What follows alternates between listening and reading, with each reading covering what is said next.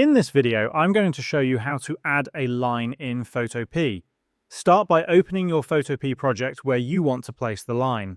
Once your canvas is ready, select the pen tool from the left-hand toolbar or simply press the shortcut key on your keyboard to activate it.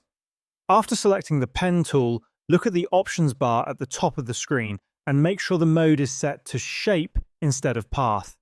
This is important because it allows the line to be created as a visible shape.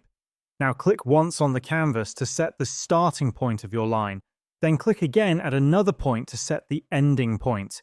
At first, the line may not be clearly visible. To fix this, go to the top toolbar and increase the stroke size. Set the fill option to no color and choose a stroke color that will define the color of your line. You can select any preset color or use the color picker to choose a custom one. Once everything is set, press Enter on your keyboard to confirm and create the line. To create a curved line, click to set the starting point, then click and drag at the ending point to bend the line into a curve. Press Enter to finalize it.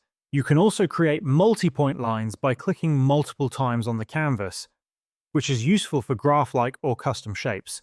Always remember to press Enter when you finish creating the line.